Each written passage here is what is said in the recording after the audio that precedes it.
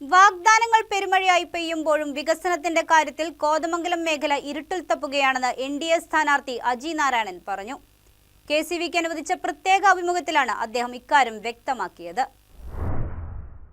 കോതമംഗലത്തിന്റെ tourism സാധ്യതകൾ വെറും കടലാസിലൊതുങ്ങുകയാണെന്നും കോതമംഗലം തട്ടേക്കാട് റൂട്ടിൽ യാത്രക്കാർ നേരിടുന്നത് സമാനതകളില്ലാത്ത ദുരിതമാണെന്നും NDA സ്ഥാനാർത്ഥി അജി നാരായണൻ പറഞ്ഞു. ഈ പാതയുടെ വികസനം ഇപ്പോഴും ചുവപ്പ് നാടയിൽ കുരുങ്ങിക്കിടക്കുകയാണെന്നും യൂണിടൗൺ പദ്ധതിയടക്കം 2,25,00,000 രൂപയോളം വിവിധ പദ്ധതികൾക്കായി അനുവദിച്ചുവെങ്കിലും പ്രായോഗികമായി ഒരു മാറ്റവും ഇവിടങ്ങളിൽ ദൃശ്യമല്ലെന്നും അദ്ദേഹം കൂട്ടിച്ചേർത്തു. കൃത്യമായ പ്ലാനിംഗ് ഇല്ലാത്തതും ഫണ്ട് വിനിയോഗത്തിലെ അഴിമതിയുമാണ് ഇതിന് പിന്നിലെന്നും അദ്ദേഹം ആരോപിച്ചു. കഴിഞ്ഞ 10 വർഷമായി ഒരേ ഭരണം തുടരുമ്പോഴും ജനങ്ങളുടെ അടിസ്ഥാന ആവശ്യമായ കുടിവെള്ളത്തിന് പോലും ശാശ്വതമായ പരിഹാരമായിട്ടില്ലെന്നും അജി നാരായണൻ പറഞ്ഞു.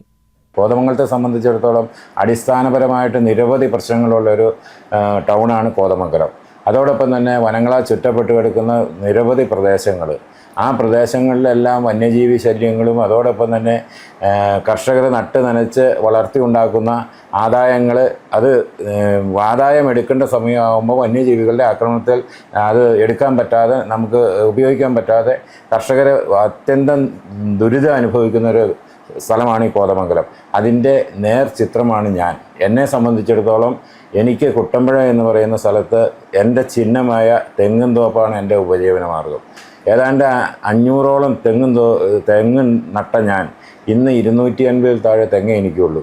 ഒരു ദിവസം എൻ്റെ പറമ്പിൽ കയറുന്ന ആനകളുടെ എണ്ണം 7 to 9, 10 ഒരു കൂട്ടമാണ് വന്ന് കയറുന്നത്.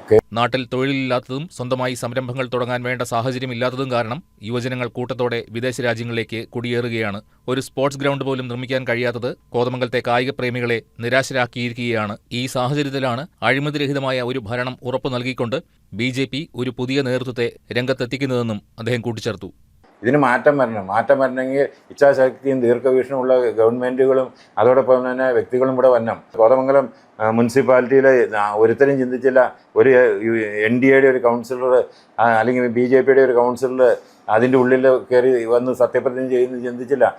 മാറി കോതമംഗലത്ത് നിന്ന് NDAയുടെ കൗൺസിലർമാരുണ്ട്. കോതമംഗലത്തിന് ചുറ്റുപാടുള്ള പഞ്ചായത്തുകളിൽ നിരവധി കൗൺസിൽ മെമ്പർമാർ NDAയുടെ ആയിട്ടുണ്ട്.